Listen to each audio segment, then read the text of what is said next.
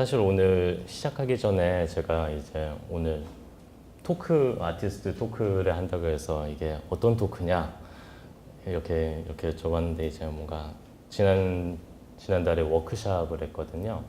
이제 극작 워크숍. 그래서 약간 그 극장 워크숍과 연계해서 뭔가 이제 연극 전반에 이렇게 하려는 분들에게 뭐 해줄 말 이렇게 들었었어요. 근데 약간 그렇지 않을 수도 있다는 생각이 들어서 혹시 오늘 어떻게 오시게 됐는지 약간 연극을 하려고 한다 혹은 하고 있다 하시는 분 손 좀 한번 들어주실 수 있나요? 생각보다 적으신 거. 그러면 그냥 관객 공연을 보고 주로 공연을 본다 보고 그냥 얘기를 들으러 왔다. 손 들어주시면 반반 정도인가요? 네. 아무래도 연극 하시려는 분들이 조금 더 많으신 것 같기도 하고, 예. 제가 말을 되게 못해서 뭔가 준비를 하지 않으면 말을 잘 못해요. 예. 그래가지고 사실 그래서 제가 오늘 준비한 거는 이제 뭐 어떤 마음으로 연극을 할 것인가, 어떤 식으로 예술을 할 것인가 라는 것에 대한 것인데, 뭐 꼭 공연 예술을 하지 않으시는 분들이라도 들어도 저 사람들은 저런 마음으로 혹은 저런 자세로 저런 과정으로 하는구나 라고 생각하고 들어줄 수도 있을 것 같아요. 예, 제가 조금 보면서 진행을 해볼게요. 사실 제가 지난달에 워크숍도 처음이고 이렇게 토크를 하는 게 처음이에요. 그리고 이제 지금까지 제가 말하는 것을 보셨을 때 저는 굉장히 자신감이 없고 수줍고 내성적인 사람입니다. 그래서 사실 제가 어떤 거를 쓰거나 혹은 연출할 때도 그런 고민들을 많이 하는 것 같아요. 과연 이게 의미가 있는 걸까? 너무 개인적인 거 아닐까? 너무 사소한 혹은 소소한 것들 아닐까? 그런 고민들을 많이 하게 되는 것 같아요. 예. 그래서 오늘도 어떤 말을 드릴지에 대해 고민을 많이 했는데 사실 지난달에 이제 워크숍을 했었어요. 극작을 이제 막 시작하려는 희곡 자체를 처음 쓰시는 분들도 있었고 그때 제가 굉장히 인상 깊게 봤던 것들이 이제 굉장히 많은 분들이 자기의 목소리를 내는데 자기 생각을 전달하는데 굉장히 자신감이 없다라는 거였어요. 이런 이야기도 제가 되게 많이 들었던 질문이 이런 이야기도 괜찮을까요? 네. 이런 얘기는 너무 진부하지 않나요? 네. 너무 사소하지 않나요? 시의적이지 않지 않을까요? 그런 얘기들을 많이 했던 것 같아요. 네. 그래서 사실 근데 이거에 대해서 제가 대답하기는 사실 쉽지는 않았던 것 같아요. 이제 워크숍 들으셨던 분들은 기억하시겠지만 이제 제가 아닙니다. 쓰세요. 예, 그냥 쓰세요. 괜찮습니다. 쓰세요라고 했지만 예, 사실 대답하고 나서도 좀 고민을 했어요. 왜냐하면 그것은 사실 제가 대답하기는 조금 어려운 것들이거든요. 저조차도 항상 아까 말씀드렸듯이 고민을 많이 하고 어떤 거를 쓸 때 제가 쓰고 싶은 건 있는데 이게 사람들이 좋아할지 안 할지는 사실 공연이 돼봐야 아는 거거든요. 저도 그냥 제가 쓰고 싶어서 썼는데 생각보다 많은 사람들이 공감을 해주시고 좋아해 주셔서 어쩌면 이렇게 온 것 같고 사실 지금도 뭐 제가 뭔가 대단히 뛰어나거나 뭔가를 잘해서 뭔가 이런 토크를 하고 그렇다고 생각하지는 않습니다. 예, 그냥 조금 더 운이 좋고 조금 더 경험이 많기 때문에 이렇게 오게 된 것 같고요. 그래서 조금 이거는 진부한 얘기일 수도 있지만 예. 근데 결국에는 사실 가장 중요한 거는 어떤 말을 하지 않으면은 아무것도 시작되지 않는다는 것인 것 같아요. 예, 그게 어떤 것일지는 직접 해봐야 아는 것 같고 그래서 이제 그런 종류의 얘기들을 조금 해보고 싶어요. 조금 이제 요즘 예술계 혹은 연극계의 분위기라는 것도 있는 것 같아요. 여러분들을 위축되게 만드는, 어떤 공연을 하려고 하는 사람들을 위축되게 만드는, 그게 어떤 건지 생각을 해봤는데 요즘 와서는 약간 연극 전반적인 분위기가 어떤 시의적이고 사회적이고 사회 참여적인 목소리를 굉장히 강요하는 분위기인 것 같아요. 예, 그리고 어떤 과도한 정서적이거나 혹은 드라마적인 것들은 약간 조금 밀려나 있는 분위기라고 저는 처음에 연극 시작할 때도 그랬고, 그거는 현재도 유효한 것 같아요. 지금 제가 시의적인 이야기를 하면 이야기가 중요하지 않다, 사회 참여가 중요하지 않다라는 말을 하려는 건 아니에요. 예. 다만 이제 자신으로부터 시작하는 것에 대한 이야기를 하고 싶은데, 그래서 이제 조금 저의 경우 제가 어떻게 연극을 시작하게 되었는지에 대한 이야기 썰을 조금 풀어보려고요. 약간 지겹더라도 들어주세요. 저는 지금 2019년인데 제가 03학번이거든요. 나이가 지금 37입니다. 저는 연극을 29살 때 좀 늦게 시작했어요. 그 전에는 이제 대학생이었고요. 대학생은 이제 철학과를 나왔어요. 근데 철학과에 간 이유가 뭔가 철학과에 가면은 인생을 뭐가 그렇게 웃기세요? 되게 철학과 가게 생겼다. 약간 혹시 그래서 웃고 계신 거예요? 예. 그래서 철학과에 가면은 뭔가 인생을 알 수 있지 않을까? 뭔가 이런 허무맹랑한 생각을 갖고 철학과에 갔는데 사실 그런 곳은 아니더라고요. 당연히 이제 여러분도 아시겠지만, 이게 사실 철학과는 어떤 사고를 날카롭게 하는 과정, 그 다음에 어떤 진실이나 어떤 이론, 세계에 대한 접근들을 어떻게 하는지 그런 것들을 고민하는 곳인 것 같아요. 근데 제가 뭐 공부를 그렇게 열심히 하지는 않았어요. 그리고 철학이 되게 어렵거든요. 그래서 조금 하다 지치기도 하고, 사실 제가 뭔가를 막 하고 싶거나 뭔가 뭐를 막 재밌어 하거나 그런 사람은 아니었어요. 그냥 룸펜이었죠.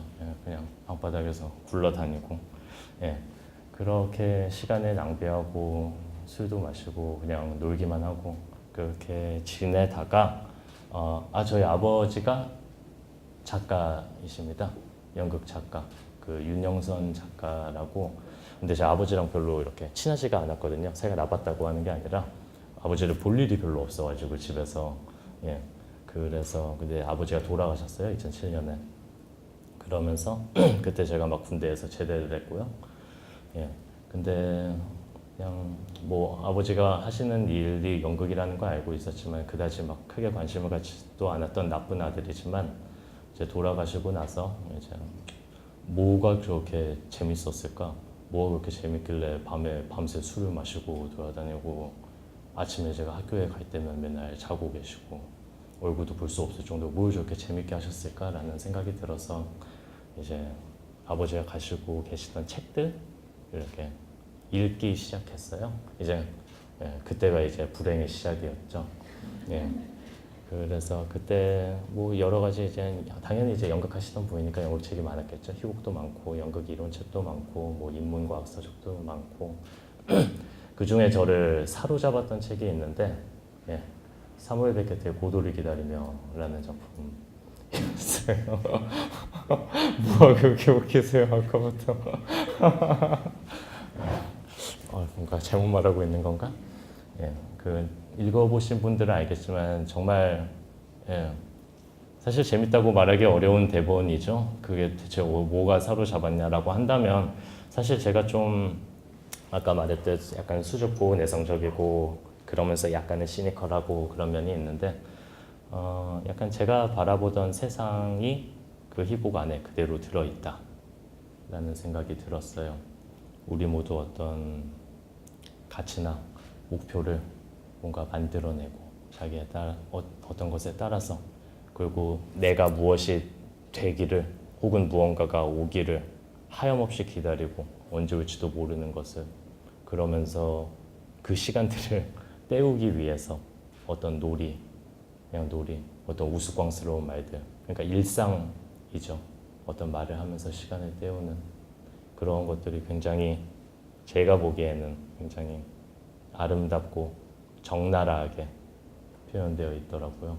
예, 그래서 그때 처음 그런 생각이 들었어요. 아, 연극이 이런 거라면 해봄직하겠다.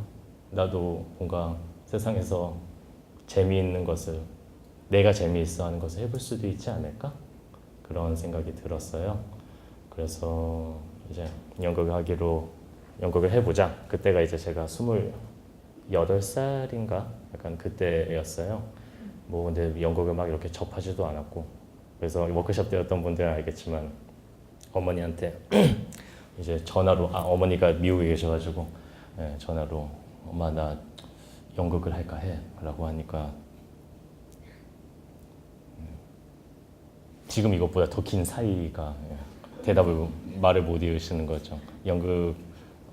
연극이 어떤 건지 대충 아시죠? 예, 그 진화남과 어려운 형편과 그리고 그것을 하는 걸 보셨으니 굉장히 이렇게 근데 아들이 또 하겠다고 하니 정말 어머니도 불쌍하시죠. 예. 어쨌든 그렇게 하려고 했는데 사실 뭐 아무것도 없는 거예요. 제가 연극을 아는 것도 아니고 해본 적도 없고 동아리 때 한번 이렇게 학교 축제 때 제가 배우로 해본 적이 있는데 그거 말고는 딱히 아는 것도 없었고 그래서 제가 절대 아버지의 어떤 인맥이나 어떤 그런 것들을 이용하고 싶지는 않았는데 그때 한번 이제 어머니가 아버지 친구분한테 아들이 연극하고 싶어요 이렇게 하셨고 그 친구분께서 자기가 아는 이제 제자들 극단에 이제 소개를 시켜주신 거죠. 예. 근데 할 줄 아는 게 아무것도 없으니까 자bil꾼 조연출 이 일로 시작을 했던 것 같아요. 그렇게 해서 3년 정도 정말 쉬는 날도 없이 조연출을 계속했던 것 같아요. 예, 그냥 뭐가 끝나면 바로 이어서 어디 들어가고 조연출은 진짜 인기 직종이거든요. 예, 돈은 많이 못 벌지만 그리고 굉장히 어려운 일이지만 근데 사실 제가 이제 조연출을 하려고 연극을 한 건 아니잖아요. 그리고 연극을 하시는 분들도 이거는 조연출 비하나 그런 목적이 아니고 어쨌든 뭔가를 표현하려고 연극을 한다고 저는 생각을 하니까 그래서 그냥 계속 조연출을 하면서 근데 뭔가 그냥 제가 보고 제가 느끼는 세계를 쓰고 싶었어요. 근데 이제 연극을 보고 희곡들을 보긴 하지만 어떻게 써야 될지 모르는 거죠. 그래도 이렇게 어깨너머로 이렇게 본 것들과 참 공부를 하면 됐을 텐데 희곡 작법을 보거나 워크숍 같은 걸 좀 들으면 됐을 텐데 멍청하면 몸이 고생입니다.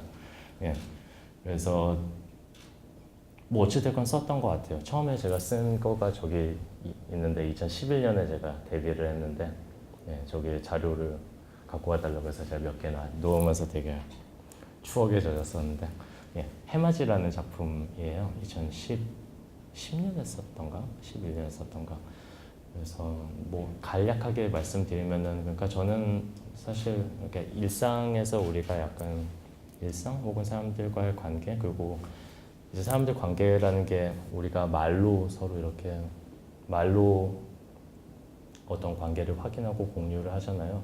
그 말들에 굉장히 허약하다. 그리고 굉장히 그 말들이 효과적이지 않다라는 생각들을 많이 했던 것 같아요. 그리고 이제 의사소통이 우리가 과연 제대로 되고 있는 걸까? 우리는 온전히 이어지고 있는 걸까? 굉장히 진부하죠.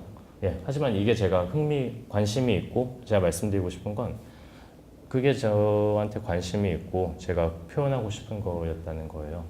그래서 그걸 어떻게 표현할까 하다가 이제 제가 전에 언어학 수업을 들은 적이 있는데 이제 언어학 시간에 이제 미국의 사례를 들어서 강의를 들었었는데 뇌의 어떤 이제 저희가 뇌에서 언어를 관장하는 건 알고 계시죠?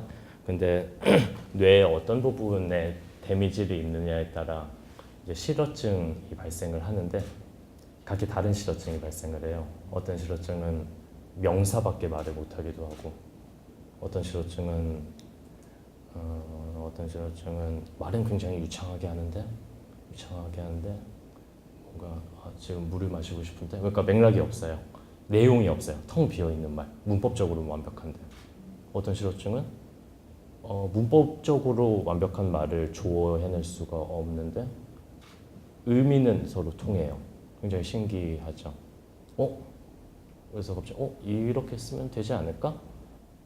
라고 생각해서 이제 아마 각자의 어떤 듣는 방식과 말하기 방식이 다른 인물들이 모여 있고 그 처음에는 전혀 문제가 없는 것처럼 대화가 진행이 되다가 나중에 점점 뭔가 가령 인물이 한 명씩 퇴장을 하면서 그 대화가 점점 부서지는 그 대화가 껍데기인 거를 밝히는 희곡을 쓰면 어떨까?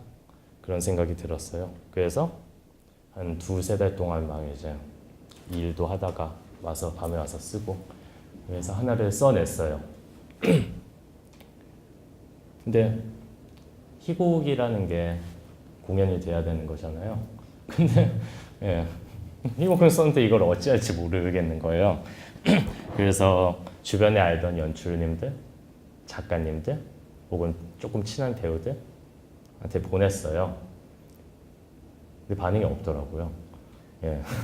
그 글 쓰시는 분들은 아시겠지만, 이렇게 나름 보낼까 말까 보면 제가 굉장히 수줍고 내성적인 성격을 말씀드렸죠. 저는 나름대로 되게 용기를 내서 보냈는데 반응이 없는 거예요. 그 기분 아마 아시는 분들 좀 있으실 거예요. 그래서 프린지에 지원을 했거든요. 그 프린지가 지금도 그렇긴 할 텐데 당시에는 이제 지원을 하면 무조건 받아주는 곳이었어요. 그리고 연출을 제가 했죠. 제가 쓴 걸 제가. 지금은 그렇게 안 합니다. 그래서 입봉을 자견출로 했어요. 이제 아마 전공자 아니신 분들도 계실 테니까 이제 자견출 이제 자기가 쓰고 자기가 연출하는 겁니다. 이게 언뜻 보면은 굉장히 쉬운 일일 것 같잖아요. 아니에요. 그러니까 제일 어려운 게 자기 객관화가 조금 어렵다는 거예요. 연습을 하면서 많은 문제점들이 생기는데 어떨 때는 그게 글에 잘못된 거일 수도 있잖아요. 글이 잘못돼 있어서 도저히 넘어가지 않을 수도 있고 어떤 것은 이제 연출을 어떻게 하느냐에 따라서 풀릴 수도 있고 근데 그거가 해결이 안 되는 거죠. 근데 저는 여기까지 가기에도 전에 그냥 뭘 해야 될지 몰랐던 거예요. 일단 신청하고 봤던 것 같아요. 이제 나이는 뭔가 그냥 일하면서 그냥 나이만 들어가는 것 같고 그렇다고 돈을 버는 것도 아니고 뭐래도 해봐야겠다. 사실 저는 뭔가 준비가 제 나름대로 딱 되지 않으면은 뭔가를 착수하지 못하는 굉장히 자기 합리화를 하는 성격을 가지고 있거든요. 근데 참 지금 생각하면 어떤 마음으로 그렇게 했는지 모르겠어요. 근데 저는 그게 잘한 것이었다고 생각을 해요. 뒤에도 말씀드리겠지만. 그래서 연습 과정은 되게 지옥 같았던 것 같아요. 그러니까 매일매일 뭔가를 해야 되는 거예요. 뭔가 배우들은 저를 기다리고 있고, 이게 무슨 내용이야? 왜 이렇게 말해? 라고 하고 저는 뭔가 대답을 해주는 것 같은데 표정들은 뭔가 저게 무슨 말일까? 연출적으로 컨셉은 뭐야? 그래? 무슨 컨셉이 필요하지? 정말 그랬어요. 왜냐면은 그냥 조연출 한 2번인가 3번 하고 그냥 이렇게 어깨 너머로 제가 되게 느리거든요. 그래가지고 결과는 뭐 말 안 해도 아시겠죠? 그래서 근데 공연이 좋은 점은 공연은 어쨌거나 올라간다는 점이에요. 그래서 누구 한 명이 이렇게 굉장히 어려움에 처해 있거나 뭔가 진행이 안 되면 조금 더 잔뼈가 굵거나 조금 더 많이 아는 사람들이 이렇게 가 하면서 공연을 어찌됐건 공연은 만들어지게 돼요. 그래서 첫 공연을 입봉을 2011년 했어요. 저는 이제 갈기갈기 찢어졌고 저의 자존감, 자존심, 관계 이런 것들이 굉장히 위축돼요. 그런 관계 안에 한번 놓이면 연극 작업이 그렇거든요. 아마 모두 이제 작업해 보신 분들은 아마 경험이 있을 거라고 생각해요. 그래서 공연을 올렸어요. 공연을 올리고 나면 뭐가 달라질 거라고 생각했는데 사실 그렇지 않잖아요. 프린지 공연 이틀 사흘? 그냥 공연 4회 정도 했었나? 그 끝인 거예요. 그리고 아마 관객들도 지인, 이제 우리의 지인들 이 몇 명 와서 본 거에 불과하고 아무도 나를 모르고 그리고 저는 또 그냥 좋은 추리를 하고 있는 것에 불과하고 그러니까 달라진 게 없는 거예요. 그래서 또 프린지를 다음에 신청을 했어요. 좋은 추리 계속 하면서 그냥 그렇게 저는 시작을 했던 것 같아요. 근데 뭐 저의 이런 이야기를 뭐 굉장히 길게 할 생각은 없고 그냥 조금 간략하게 제가 지금 어디에 있는지 모르겠네요. 그래서 그 다음에 2012년에 또 프린지에 나갔어요. 미인이라는 작품을 썼는데 뭐 간략하게 소개드리자면 이제 여자 남자 연인이 있는데 이제 3번 상황이 바뀌어요. 3번 다 헤어지는 얘기예요. 제가 시니컬하다고 그랬죠. 근데 그동안 계속 상황은 바뀌는데 이들은 계속 같은 말을 반복을 해요. 근데 상황은 바뀌니까 거기서 이제 저는 어떤 아이러니함을 만들고 싶었던 것 같아요. 그리고 이제 말의 허약함에 대해서 우리는 항상 뭔가 사랑을 하면 뭔가 확인받고 싶어 하고 확인하고 싶어 하는 거가 있는 것 같은데 그게 아무리 해도 채워지지 않는다는 생각이 들었던 것 같아요. 그리고 이제 옛날에 이제 여자친구가 있었는데 유학을 가게 됐는데 유학 전에 이제 열심히 만났죠. 하기 전에. 근데 계속 우리가 유학에 대한 얘기는 안 하고 그냥 우리 좋았던 얘기만 하고 있는 거예요. 옛날 이야기들, 어떤 외면하는 것들, 약간 그런 것들을 쓰고 싶었던 거, 뭐 그런 작품이에요. 그리고 그러면 연출은 누구냐? 저였습니다. 제가 쓴 걸 누가 뭐 연출하고 싶어 하는 사람이 없더라고요. 그래서 또 제가 했죠. 그리고 또 갈기갈기 찢어졌죠. 아직도 익숙하지 못했으니까. 뭔가 계속 그런 과정이었던 것 같아요. 근데 제가 유일하게 잘한 게 있다면 그냥 계속 뭔가 지원하고 뭔가 그냥 제가 쓰고 싶었던 걸 표현하고 싶었던 걸 썼다는 거, 어떻게 해서든 발버둥 쳤다는 거, 저는 그게 제가 유일하게 잘한 거라고 생각해요. 근데 다만 제가 좀 멍청했던 혹은 게을렀던 게 이제 지원금 같은 것들을 많이 알아보지 않았던 것 같아요. 이제 공연하시는 분들은 제가 꼭 말씀드리는데 열심히 지원 같은 것들을 알아보세요.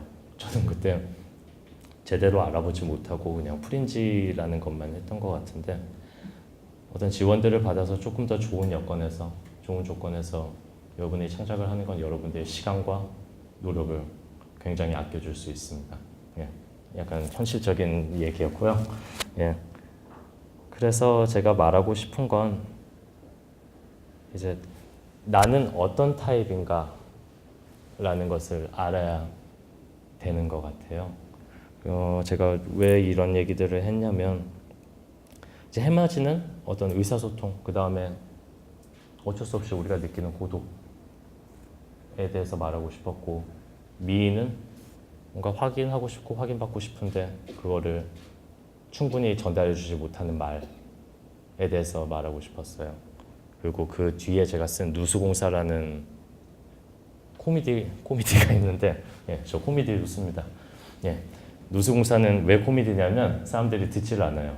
서로가 무슨 말 하는지. 누수공사가 발생해서 주인공이 작가예요. 사람들이 다 저냐고 물어봤었는데 근데 누수가 아래층에 발생해서 집주인이 찾아와요. 누수 공사해야 된다고. 그래서 저 지금 빨리 마감 쳐야 되는데 라고 하는데 기술자 벌써 불렀는데 하고 기술자가 들여닥치고 뭐 그런 식으로 진행되는 얘기인데 다 자기 말만 해요. 하나도 듣지 않아요. 결국 이런 것들이 제가 하고 싶은 말인 것 같아요. 사실 요즘에는 조금 좀 진부할 수도 있고 어쩌면 그냥 굉장히 개인적인 이야기일 수도 있고 시의적이지 않은 이야기일 수도 있지만 중요한 거는 제가 쓰고 싶은 게 그런 것들이라는 것 같아요. 그게 제 타입인 거죠.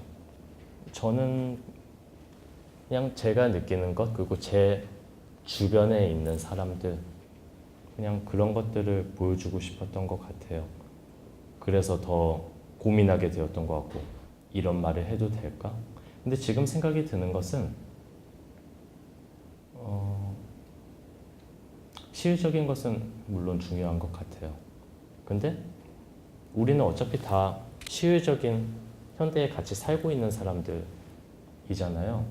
그래서 여러분들이 정말 솔직하게 밑바닥까지 자기 자신 혹은 여러분들 주변에 있는 그냥 가까운 사람들을 제대로 들여다보기만 한다면 그것도 시의적일 수 있는 거라는 생각이 들기 시작했어요.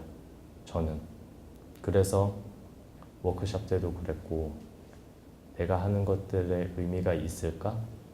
라는 그런 고민을 가진 분들이 굉장히 많더라고요. 저도 몰랐는데 이번 워크숍을 하고 할 때도 그랬고 제가 10분이곡 그 서울영화센터에서 하는 10분이곡에서 이제 희곡들을 선정하는 데도 참여했던 적이 있어요. 그리고 약간 이제 10대, 20대 연출가들과 30대 연출가들의 뭔가 만담 뭐 이런 자리도 있었던 것 같은데 그런 자리들마다 굉장히 많은 분들이 그런 고민을 하고 있더라고요. 그래서 제가 하고 싶은 말은 그것은 의미가 있습니다. 라는 말을 굉장히 하고 싶었어요. 오늘 오면서. 저 자신의 사례를 들어가지고 저도 계속 고민했었거든요. 뭔가 굉장히 주변 동료들은 굉장히 시의적인 얘기를 하고 사회 발언적인 얘기를 하고 되게 멋있는데 나는 너무 개인적인 얘기를 하는 거가 아닐까? 너무 소소한 얘기를 하는 게 아닐까? 그런 고민들을 굉장히 많이 했었었는데 접근 방법의 차이인 것 같아요. 다만 저는 저 나름대로 분명히 시의적인 얘기를 하고 있다고 생각하고 여러분들이 어떤 표현하는 거나 쓰고 싶은 것은 분명히 의미가 있다는 점은 확실히 제가 말씀드리고 싶습니다. 그래서 중요한 거는 자신으로부터 시작하는 것 같아요. 그 페트라 켈리라고 여성주의자이면서 환경운동가라는 분이 있는데 그런 말을 했어요. 가장 개인적인 것이 가장 정치적인 것이다 라는 말이 있는데 이 말은 저도 딱 들었을 때부터 굉장히 인상이 깊더라고요. 주변에 보면 굉장히 어떤 공적 담론이나 공적 영역에서 발언을 하고 그런 사람들이 있는데 의외로 그런 것들이 필요하지 않다는 거 아니고 굉장히 필요해요. 근데 그런 발언이나 활동을 하시는 분들이 정작 자기 주변에서 일어나고 있는 어떤 폭력들이라던가 부조리들에 대해서는 굉장히 무감각한 경우들이 있더라고요. 저는 오히려 그게 더 나쁜 거라고 생각해요. 그리고 예술이라는 말이 좀 남사스럽긴 하지만 적어도 예술가라면 자기가 하는 발언에 대해서는 자기가 책임을 져야 된다고 생각을 해요. 그것이 합치되지 않을 때 그건 굉장히 공허하죠. 진실성이 없고. 그런 지점, 그러니까 사회적 발언이나 시의적 발언을 하지 않아야 된다는 얘기는 아니에요. 다만 그것들을 할 때 그만큼의 책임감이 따라야 되는 것 같다라는 말씀을 드리고 싶은 것 같아요. 저도 그런 지점에 대해서 항상 염두에 두고 있고 그래서 아까 이제 나로부터 혹은 나 주변에 있는 거로부터도 시의적이 될 수 있다라는 말씀을 드렸는데 그러니까 나와 아버지나 나와 어머니의 관계에서 세대 갈등의 문제가 나올 수 있고 나와 내 남자친구, 여자친구의 관계에서 어떤 폭력이나 그런 혐오의 문제들이 나올 수 있고 제가 말씀드리고 싶은 거는 너무 거창한 거를 찾지 말고 그냥 주변에서 자기 주변 나를 보셨으면 좋겠다는 얘기를 하고 싶었어요. 저도 그렇게 하고 다만 그리고 뭐 일단 저는 드라마적으로 말씀을 드리게 되는데 그리고 시의적인 발언이나 사회적인 말도 괜찮아요. 다만 드라마에서 그 발언이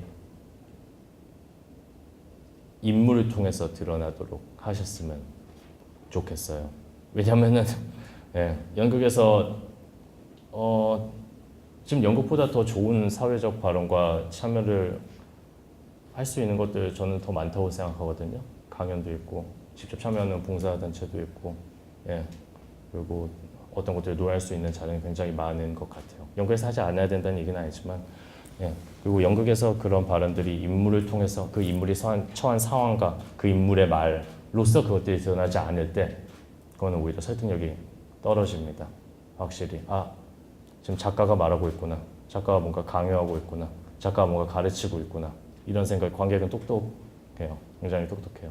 절대 관객을 무시하면 안 된다고 저는 생각하고 있고, 관객은 실제로 저희보다 똑똑합니다. 예.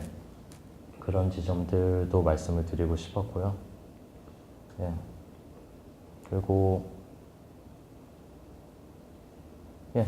그래서 그냥 자신의 이야기와 자기 주변의 이야기를 쓴다면은 굉장히 신기한 거는 생각보다 많은 사람들이 굉장히 작은 곳 혹은 미묘한 곳에서 여러분들한테 공감해 줄 거라는 얘기예요.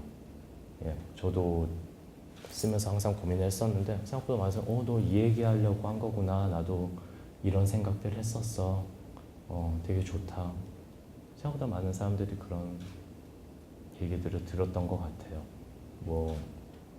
예, 그리고 제가 어떤 것을 볼 때도 그렇고 절대 자신이 뭔가 굉장히 너무 특수하거나 그렇다고 생각하지 않으셨으면 좋겠어요. 다만 모두에게 공감받으려고 쓰거나 연출하거나 그러지는 않으셨으면 좋겠어요. 보편적인 거를 하려고 생각하고 쓰시거나 연출하거나 이러시면은 그거는 애초에 불가능합니다. 그럴 수도 없고 그냥 솔직하게 그리고 깊게 계속 왜를 물어보셨으면 좋겠어요. 이건 왜 그렇지? 예, 어떤 현상을 봤을 때 내가 어떤 것을 느낄 때 이거는 뭘까? 왜? 그렇게 할 때만 개인의 특수성이 보편성을 획득할 수 있는 순간이라고 생각하면서 저는 작업을 하고 있는 것 같습니다. 예. 그리고 이제 공연을 하시는 분들도 많으니까 그리고 워크숍과 약간 연계해서 준비해 왔거든요. 그러니까 중요한 건 기술입니다. 왜 웃으시죠? 예. 어떤 굉장히 좋은 생각들이 있는데 이거는 사실 단지 연극에만 국한되는 얘기는 아닌 것 같아요. 연극을 하던 음악을 하던 어떤 예술을 하던 간에 어떤 표현을 하던 간에 그것이 어떤 식으로 구성되는지 그리고 어떻게 작용하는지 어떻게 사람들과 만나는지 그 통로를 알지 못하면 아무리 좋은 생각이어도 그거는 전달되지 못한다고 생각해요. 특히나 연극은 그리고 극작은 기술이고요. 연출도 그래요. 예, 굉장히 기술적인 부분이고 그래서 워크숍 때 저는 정신적인 얘기를 하는 걸 굉장히 싫어하거든요. 연극은 예술은 가르칠 수 없는 거야. 뭔가 예. 들어보셨을 수도 있을 것 같아요. 뭔가 학교에서 그런 선생님들 저는 되게 싫어했거든요. 그러니까 뭔가 극작가는 키워지는 게 아니야. 예. 뭔가 느껴라. 뭔가 느껴라. 뭔가 또 자신의 한계를 극복하라. 이런 말들 맞는 말이에요. 맞는 말인데 그냥 제가 어떤 것들 적어도 교육기관이나 어떤 워크숍이나 그런 데서 진행돼야 하는 말들은 그게 아니라고 제가 느꼈다는 것 뿐이에요. 예. 그냥 제가 공유할 수 있는 기술, 어떤 전략들, 실사례들 이런 것들을 하는 거가 필요하다고 생각했고 그래서 워크숍 때 기술 위주로 말씀을 드렸던 것 같아요. 마지막에 잠깐 정신적인 얘기를 했던 것 같지만 저도 약간 꼰대인 건지 그래서 간단히 워크숍에서 말했던 거를 요약해 보자면 이제 표현하고 싶은 것이 있을 거고 창작자라면 표현하고 싶은 거를 어떤 가설, 전제로 만들어야 돼요. 한 문장으로, 명료한 한 문장으로 내가 관객한테 무슨 말을 하고 싶은지. 근데 그 가설을 만들었을 때 그 가설에는 내가 관객한테 하고 싶은 말이 있을 때 연극적으로 보자면 거기에는 그 문장 안에는 사건과 인물이 저절로 생성이 돼요. 예. 가령 나의 가설, 내가 관객한테 전달하고 싶은 게 약간 굴 수 있지만 지나친 집착은 자신뿐만 아니라 다른 사람까지 파멸시킨다. 뭔가 이런 거라고 할 때 거기에는 집착을 하는 사람이 있을 거 아니에요. 그리고 집착을 하는 사건, 그리고 파멸하는 사건이 있을 거 아니에요. 예. 그 다음에는 인물이에요. 이 인물에 제가 되게 강조를 했던 것 같은데, 제가 왜 이 말을 하냐면 이따 할 얘기를 위해서인데, 인물이 굉장히 중요한 이유가 뭐냐면 적어도 연극에서는 인물이 거의 제일 중요하기 때문이에요. 예, 살아있는 인물의 말로 무언가를 전달하는 것, 작가의 말이 아니라 그렇지 않을 때 설득력이 굉장히 떨어지기 때문이고, 그리고 그 인물을 입체적으로 다만 단순한 작가의 인용으로 쓰는 것이 아니게 되려면 이제 저는 워크숍에서 말했던 이제 생리적 차원, 사회적 차원, 심리적 차원, 사건적 차원, 이제 여러 가지 면에서 이제 이 인물은 뭔가 어디에서 태어났고 어떤 일들을 겪었고 뭔가 어떤 핸디캡이 있으며 어떠한 사건을 계기로 어떤 가치관을 갖게 됐고, 그냥 우리가 우리 주변에서 저 사람은 왜 저렇게 됐을까? 왜 저렇게 됐을까? 부정적인 의미라기보다는 아니 뭐 존경하는 사람일 수도 있어. 어떻게 저렇게 훌륭하게 됐을까? 예. 영국에서는 주로 문제 있는 인물들을 다루기 때문에 제가 이렇게 말한 것 같은데, 예. 왜 그렇게 됐을까? 같은 것들을 생각해보는 거죠. 이제 그거를 도와주는 도구인 거죠. 이 사람을 이런 차원에서도 봐보고 이런 차원에서도 봐보고, 그렇게 됨으로써 입체적인 인물들을 획득하는 거죠. 그리고 그 인물들은 뭔가를 욕망해야 됩니다. 여러분들처럼 뭔가 여러분들처럼 말하고 싶으니까 뭔가를 연극이든 무엇인가를 하고 혹은 공연을 보고 이 자리에 오셨겠죠. 예. 그 욕망은 제 생각에는 결핍에서 나옵니다. 예. 자기가 무언가 결핍하고 있는 것이 있어야 욕망이 생기고, 욕망은 의지와 함께 무언가를 행동하게 하죠. 연극은 행동이거든요. 왜냐하면은 워크숍 때도 말씀드렸지만 말보다 행동이 중요해요. 이거는 연극에서뿐만이 아니라 가령 제가 나는 연애에 관심이 없어 라고 사람들한테 얘기를 하고 다니는데 그렇다고 사람들은 믿지 않거든요. 제가 그렇게 아무리 진실하게 얘기를 한다고 해도. 근데 제가 이후에 어떤 여자분 혹은 남자분과 손을 이렇게 잡고 다니면은 진심이 아니었구나. 그러니까 여러분들을 적어도 다른 사람의 입장에서 여러분들을 규정하고 보여주는 것은 행동입니다. 그리고 연극은 행동으로 움직이게 돼요. 그 행동을 통해서 인물의 성격과 저 사람이 어떤 사람인지를 보여주는 것이 기본 원리라고 저는 생각을 해요. 예. 그래서 그런 인물들을 토대로 그 인물이 이제 결핍이고 욕망이고 행동을 한다면 욕망에 따라서 행동을 하는 거고 뭔가 이루려고 하는 거겠죠. 그것이 큰 일이건 작은 일이건. 그리고 우리는 그 인물을 봅니다. 그리고 우리는 어떤 공감의 동물이기 때문에 그 인물에 아마 감정이입을 할 거예요. 저 사람이 성공할까? 혹은 실패할까? 공감이라는 게 꼭 좋은 의미는 아니에요. 예, 저 사람도 나처럼 실패했으면 좋겠다 라고 생각하면서 보는 관객도 있을 수 있겠죠.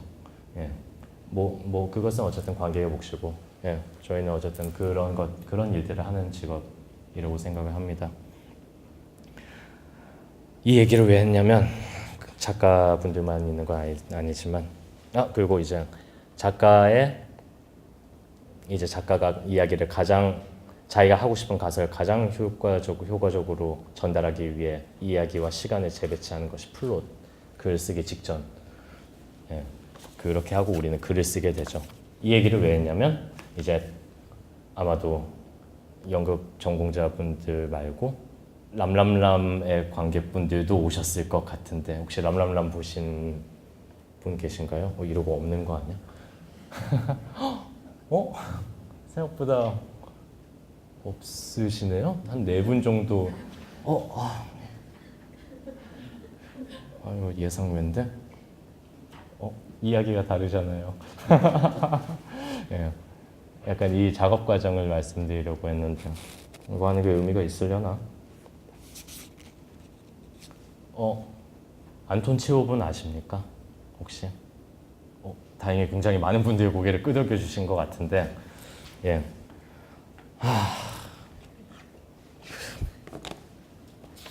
간단히 말씀드릴게요. 예.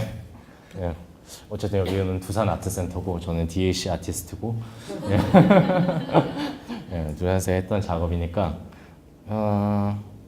이제 람람람 외로운 사람, 힘든 사람, 슬픈 사람이라는 공연을 했거든요.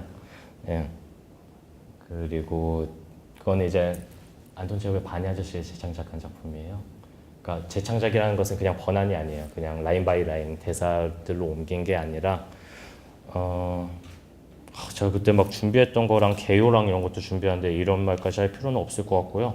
그냥 저는 체홉을 좋아해요. 제가 하고 싶은 말은 사실 연극에는 사건이 굉장히 중요한데 사건이 있는 듯 없는 듯 하면서 맹숭하게 흘러가고 근데 거기 안에서 이제 뭔가 표류하는 인물들 자기가 원하는 게 무엇인지 모르는 인물들 혹은 자기가 뭔가를 원한다고 잘못 생각하는 인물들 바냐시라는 작품을 제가 굉장히 좋아하는데 바냐라는 인물이 굉장히 재미있어요. 작품상에서 아마 나이가 50일 텐데 여러분들은 아마 제가 20대로 알고 있지만 예, 이제 저만 해도 이제 제가 37이거든요. 근데 이제 내가 만약에 연극이 이제 싫어져가지고 딴 거를 할 수 있을까? 라는 생각이 들 때가 있는데 예, 뭔가를 새로 시작할 수 있을까라는 생각이 드는데 쉽지만은 않을 거라는 생각이 들더라고요. 다른 기술 익혀놓을 거라는 생각도 들고 쓸데없는 얘기는 그만하고 예, 그래서 바냐라는 인물이 재밌는 게 작품 나이가 50이에요. 이러면 옛날 평균 수명 생각했을 때 거의 인생의 황혼기이거든요. 이 사람이 자기 누이와 결혼한 세레브라코프라는 이제 사람이 있는데 이 사람을 굉장히 존경하고 이 사람이 문학 박사인가? 약간 이런 거였을 거예요. 문학을 공부하는 사람이고 어떤 책들을 쓰고 이 사람이 하는 일이 굉장히 가치 있는 일이라고 생각해서 농장에서 평생을 일하면서 이 사람을 지원하는데 거의 평생을 보냈어요.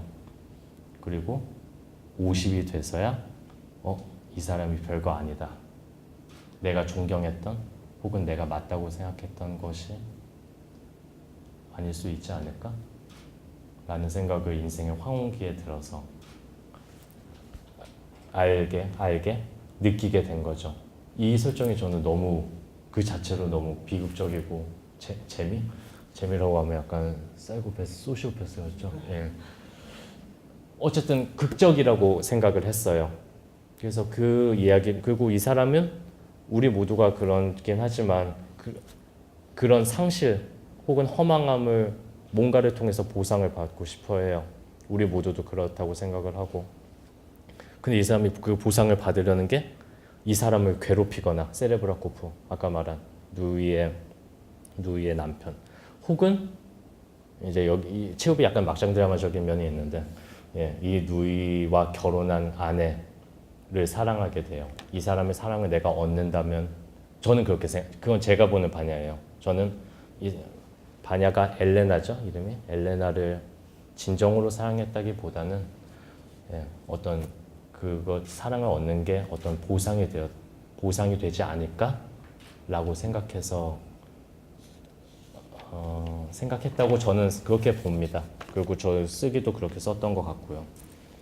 그래서 이제 아까 막 워크숍에서 말씀드렸던 어떤 가설, 전제, 인물 그리고 플롯을 통해서 제가 이 람람람 작업을 어떻게 했는지를 준비해 왔는데 지금 자리에서 이것들을 다 말하는 게 크게 의미가 있을지는 모르겠고요. 물론 극작가나 연출분들도 계시지만 이제 관객분들도 계시고 이제 또 뭐 아마 어쩌면 연기 파트도 계실지도 모르고 예, 그래서 이것들을 막 하나하나 따박따박 하는 거는 그렇게 의미가 없는 것 같고 그냥 제가 간단하게 말씀드려서 저는 바냐에서 좋았던 건 그 설정과 그 다음에 인물들이 자기가 원하는 게 무엇인지 모른다는 것 그리고 자기가 원하는 거를 잘못 뭔가 투영시키고 있다는 것 그렇기 때문에 좌절한다는 것 어떤 그 결핍들 그게 마음에 들었어요. 왜냐하면 그거는 우리들의 모습이니까요. 우리는 뭔가 원하고 당연히 사회는 가혹한 것이기 때문에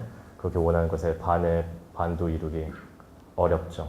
그리고 그런 인물들 간에 서로 원하거나 서로 뭔가 보상받으려고 하거나 잘못 자신을 투영해가지고 그 사람을 오해하거나 그런 관계들이 저는 재미있었고 그래서 그런 관계들을 현대 시점으로 옮겨서 쓰고 싶었기 때문에 대사 바이 대사, 라인 바이 라인으로 한 게 아니고 다시 쓰기 시작했던 것 같아요. 그 인물들만 가지고 가설과 자신이 원하는 걸 진정으로 모르는 사람은 다른 사람도 힘들게 하고 후회하게 된다. 가령 이런. 그래서 워크숍 때 말했던 것처럼 어떤 그런 기술을 가지고 람람람을 다시 썼던 것 같아요. 그리고 이제 생각보다 람람람이 아까 말과 이제 연결을 이제 시키자면 람람은 생각보다 꽤나 보시는 분들이 사회적이고 시위적인 이야기를 하고 있다라는 평가도 저는 꽤 받았습니다. 뭐 의도하지 않았다는 건 아니에요. 근데 저는 아까 말씀드렸던 것처럼 그냥 그 인물들 그리고 인물들의 관계에 더 집중을 했던 것 같아요.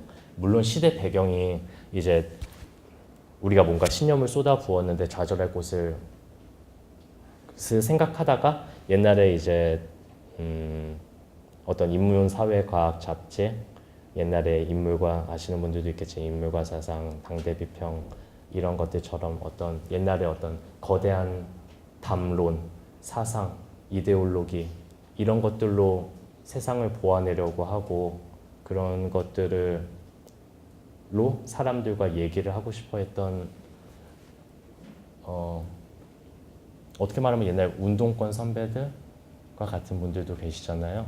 예. 근데 이제 문제는 사람들이 그런 잡지를 더 이상 보지 않는다는 것. 그러니까 점점 이렇게 쇠락해가는 그것이 옳고 그르고 가치가 있고 없고를 떠나서 그냥 사람들이 더 이상 보지 않는다는 거를 봤어요. 예.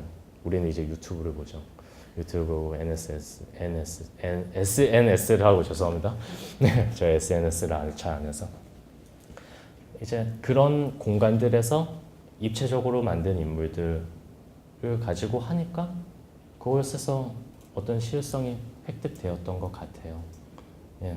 하지만 저는 어쨌든 인물들과 관계를 더 쓰고 싶었다는 것이 중요했던 것 같아요. 예. 제가 그래서 이런 것들을 통해서 여러분들한테 말씀드리고 싶었던 것은 저는 굉장히 평범한 사람이라는 것입니다. 굉장히 진부한 생각을 많이 하고 막 대단히 뭔가 새로운 것이나 자신감이나 명확한 비전이라는 것도 저는 사실 갖고 있는 것 같지 않아요. 솔직하게 말씀드리는 거예요. 근데 다만 저는 최소한의 솔직함을 가지고 관객들이랑 만나려고 했던 것 같아요. 내가 느끼는 것, 그게 나의 모습, 그것이 어떤 좀 부끄럽고 굉장히 가식적이고 허위적이고 되게 쪽팔리고 그런 모습이라고 해도 그것들을 파고 내려가는 것이 제가 할 수 있는 일이었던 것 같아요. 그러면서 그런 저 자신과 저의 주변 사람들에 대해서 그냥 쓰는 게 제가 할 수 있었던 것 같아요. 예. 그래서 어떤 창작을 하시는 분들이라면 그냥 솔직함에 대해서 얘기하고 싶어요. 그냥 있는 건 있다고 하고 없는 건 없다고 하고 모르는 건 모르겠다고 하는 것이 저는 굉장히 중요하다고 생각해요. 지금 연극뿐만 아니라 사회에서의 많은 문제들도 우리가 알지 못하는 것, 제대로 알지 못하는 것.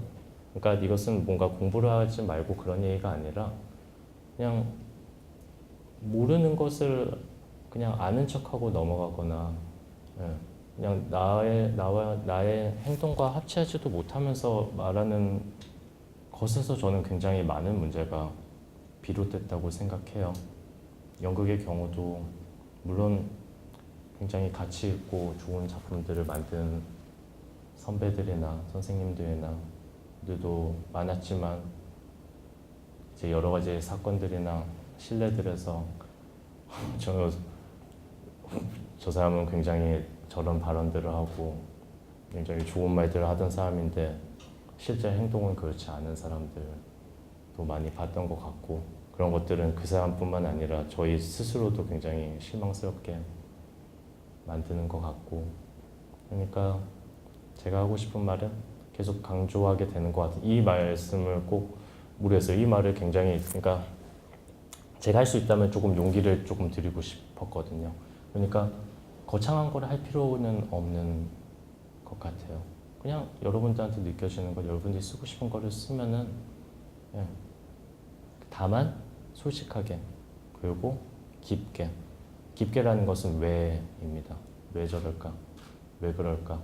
그것이 보고 싶은 것이든 보기 싫은 것이든 끝까지 내려가가지고 그것들을 그렇게만 한다면 그것은 자연적으로 시위적인 게 되고 사회적인 게 되고, 예, 아무리 개인적인 것이더라도 의미를 가지게 된다고 저는 생각을 합니다. 그러니까 그런 지점에 있어서 절대 제발 좀 고민을 하지 마라는 얘기, 물론 쉽지는 않지만, 예, 그 얘기가 오늘 가장 하고 싶은 것 같아요. 그리고 저도 그렇게 시작을 했고요. 그 과정이, 그리고 일단 시작부터 해보는 것도 좋아요. 예, 닥친 일에 대해서 절망하면서, 예, 자신의 한계가 어디인지 보는 것도 좋고요. 저는 그 과정을 통해서 제가 어떤 일상이나 사람들 말 사이에서의 어떤 논리와 비논리적인 면들, 그리고 말에 대한 감각이 약간 있다는 것을 알았고요. 그리고 그런 부조리한 것들을 때로는 부조리하게, 때로는 코미디적으로 풀 수 있는 양식도 조금 할 수 있다, 연출적으로 할 수 있다는 것도 알게 됐어요. 조금요. 예. 대단히 제가 뛰어나다고 하는 건 아니에요. 그냥, 예. 그러니까 상황에 먼저 자기를 던져서도 자기가 어떤 사람인지를 알 수 있다는 얘기예요. 그러니까 저도 그런 타입인데 너무 이 준비해야 돼. 안 될 것 같은데 고민. 그런 거 말고 조금은 자신을 던져보는 것도 좋은 것 같아요. 그리고 그렇게 할 때 여러분들의 이야기가 비로소 제가 그랬듯이 너무 소소하거나 작은 일이거나 개인적인 일이 아니고 그게 이제 세상에 대한 이 혼란스러운 세상을 조금 더 선명하게 밝혀줄, 예, 조각조각들을 모아서 지식을 획득하는 데 여러 가지가 있잖아요. 조금씩 지식을 모아서 덧붙여가지고 하는 방법도 있고, 예, 아닌 것들을 이렇게 제거해 나가는 방법도 있고, 그러니까 그런 작은 다양한 생각들, 마음들이 저는 중요하다고 생각합니다. 그게 여러분들이 창작, 쓰던 연출을 하던 그것이 여러분이 창작을 해야 되는 이유라고 생각하고요. 그리고 그것이 연극에 필요한 지점이라고 저는 생각합니다. 예. 1시간이 지나버렸네요. 제가 준비한 것만 했으면 무슨 2시간 얘기할 뻔했네요. 큰일 날 뻔했네요. 예. 제가 일단 준비한 것은 여기까지입니다. 지루한 얘기 들어주셔서 감사합니다.